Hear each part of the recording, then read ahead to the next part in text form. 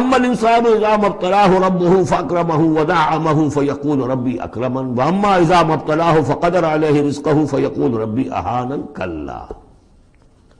لیکن چونکہ تمہاری ذہنیت یہ ہے، لہذا تمہارا طرز عمل کیا ہے؟ بل لا تکرمون الیتیم، تم یتیم کی عزت نہیں کرتے، ولا تحاضون علی طعام المسکین، تم مسکینوں کو، غریبوں کو کھانا کھلانے پر ایک دوسرے کو اکساتے بھی نہیں ہو، خود تو کیا کھلاؤ گے؟ اس لیے کسی اور سے اگر کہہ دیں گے تو وہ پلٹ کر کہہ دے گا تم کیوں نہیں کھلا دیتے، لہذا بہتر یہ ہے کہ خاموش رہو۔ ولا تحاضون علی طعام المسکین وتأکلون التراث اکلا لما، اور تم چاہتے ہو کہ ساری وراثت اور میراث سمیٹ کر تم ہی ہڑپ کر جاؤ۔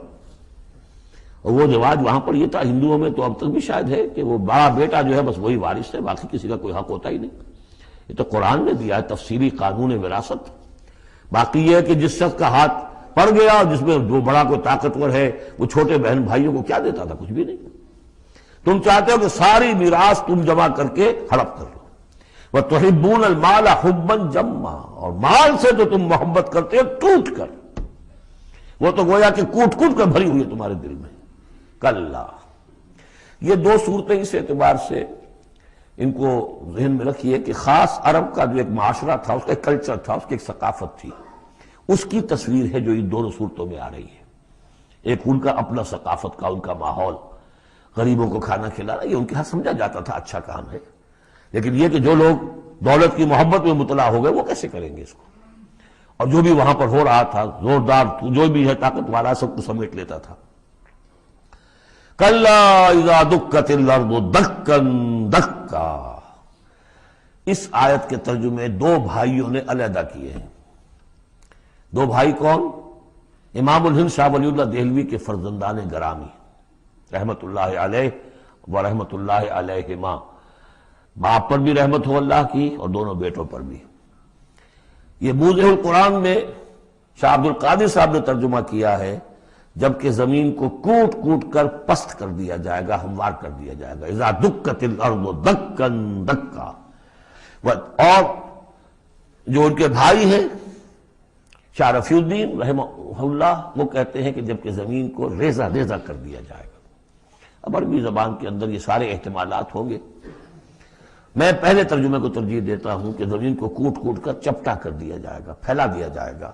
وَجَاءَ رَبُّكَ وَالْمَلَكُ صَفًّا صَفًّا، سورہ حاقہ میں آپ نے پڑھا تھا کہ اس روز فَيَوْمَئِذٍ فَإِذَا انشَقَّتِ السَّمَاءُ فَكَانَتْ وَرْدَةً كَالدِّهَانِ، یہ تو ہم نے پڑھا سورہ رحمان میں، اور پھر یہ کہ وہاں پڑھا بھربھرا سا ہو جائے گا، وَالْمَلَكُ عَلَىٰ أَرْجَائِهَا، اس کے کناروں کے اوپر جو ہیں وہ فرشتے ہوں گے، وَيَحْمِلُ عَرْشَ رَبِّكَ يَوْمَئِذٍ عرش ربک فوقہم یومئذ ثمانیہ، اور 8 فرشتے اس روز اللہ کے عرش کو لے کر اتریں گے۔ جاء ربک والملک صفا صفا، اس سے اندازہ ہوتا ہے کہ قصہ زمین برسر زمین ہی طے ہوگا، جو ہم نے کمایا، جو گنوایا، یہی کمایا یہی گنوایا، کوئی نیکی کمائی تو یہاں اور کوئی بدی کمائی تو یہاں، یہ سارا قصہ زمین زمین ہی پر ہوگا۔ زمین کو پھیلایا جائے گا، مدت کھینچا جائے گا، چپٹا کر دیا جائے گا، کوٹ کوٹ کر پہاڑ چلا دیے جائیں گے، وہ ریت روئی کے گالے بن جائیں گے، نہ اس میں کہیں کوئی موڑ ہوگا، نہ اونچائی ہوگی، نہ ڈھلوان ہوگی۔ سورہ طٰہٰ میں ایک بار سے تو یہ ساری چیزیں کر کے پھر یہیں پر اللہ تعالیٰ کا نزول اجلال ہوگا، اس کی کوئی تجلی ہوگی جس کو لے کر کے خاص طور پر 8 فرشتے جو ہیں وہ نازل ہوں گے۔ وَجَاءَ رَبُّكَ وَالْمَلَكُ صَفًّا، فرشتے ہوں گے صفے باندھے ہوئے۔ وَجِيءَ يَوْمَئِذٍ بِجَهَنَّمَ، اور لے آئی جائے گی اس دن جہنم بھی، اور جیسا کہ میں نے عرض کیا غالباً وہ اسی زمین میں سے نکل آئے گی، یہی جو اندر موجود ہے، جو لاوا نکلتا ہے کبھی، ان تمام جو بھی یہ آتش فشاں پہاڑ ہوتے کہاں سے نکلتا ہے؟ یہ اندر ہے زمین کے، اگر اس کو کوٹ دیا جائے، اس کو کھینچا جائے تو وہی چیز ظاہر ہو جائے گی، سامنے آ جائے گی۔ واللہ عالم۔ یومئذ یتذکر الانسان وانیٰ لہ الذکریٰ، اس دن انسان کو سبق یاد آئے گا، یاد کرے گا، چیتے گا وہ انسان، یہ شاہ صاحب کا لفظ تھا، چیتے گا انسان، یاد آ جائے گا اسے کہ وہ کیا کر کے لایا تھا یہاں پہ، اور اسے پوری نصیحت حاصل ہو جائے گی۔ لیکن اب یہ نصیحت کس کام کی؟ یومئذ یتذکر الانسان وانیٰ لہ الذکریٰ، اب یہ کس لیے؟ اب تو اس کا کوئی فائدہ نہیں. وہ تو دنیا میں اگر تم نے دیکھا ہوتا، سوچا ہوتا، حقائق تم پر منکشف ہوتے تو فائدہ تھا، یہاں تو نہیں. یقول یا لیتنی قدمت لحیاتی، وہ کہے گا ہائے کاش میں نے اپنی زندگی کے لیے کچھ آگے بھیجا ہوتا. یہ لفظ نوٹ کیجیے، حیاتی.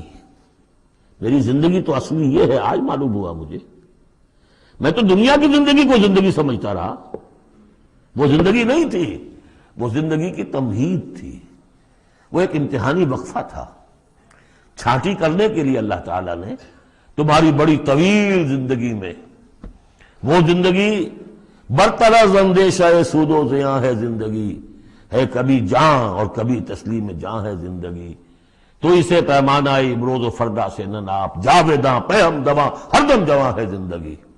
اس زندگی کا تھوڑا سا حصہ کاٹ لیا موت کا وقفہ ڈال کر. یہ ہے آپ کا ٹیسٹنگ پیریڈ. خلق الموت والحیات لیبلوکم ایکم احسن عملا. تو امتحان پاس کرتے ہو اچھے مستقبل کے لیے، اس امتحان کو پاس کرنا تھا اس آخرت کے لیے. اب وہ کہے گا یقول یا لیتنی قدمت لحیاتی، کاش کہ میں نے اپنی زندگی کے لیے کچھ آگے بھیجا ہوتا. فیومئذ لا یعذب عذابہ احد، تو اس دن وہ عذاب دے گا کہ جیسا عذاب کوئی نہ دے سکے. لا یعذب عذابہ احد، اس کا سا عذاب نہ دے سکے کوئی اور. ولا یوثق وثاقہ احد، اور اس کا سا باندھنا نہ باندھ سکے کوئی اور. لیکن اسی وقت کچھ قسمت ہوں گے، کوئی خوش قسمت، جن سے کہا جائے گا یا ایتھا النفس المطمئنہ، اے نفس مطمئنہ. کون؟ جو اس زندگی میں، امتحانی زندگی میں مطمئن ہو کر اپنے رب کی بندگی میں لگا رہا، یکسوئی کے ساتھ اس کے دین کے ساتھ چمٹا رہا. مطمئن، یا ایتھا النفس المطمئنہ ارجعی الی ربک راضیۃ مرضیہ. اب لوٹ جاؤ اپنے رب کی طرف اس حال میں کہ تم اس سے راضی، وہ تم سے راضی. رضی اللہ عنہم ورضوا عنہ فادخلی فی عبادی، داخل ہو جاؤ میرے نیک بندوں میں. اولئک مع الذین انعم اللہ علیہم من النبیین والصدیقین والشہداء والصالحین. جاؤ ادھر جاؤ. فادخلی جنتی، اور داخل ہو جاؤ میری جنت میں. اللہم ربنا اجعلنا منہم.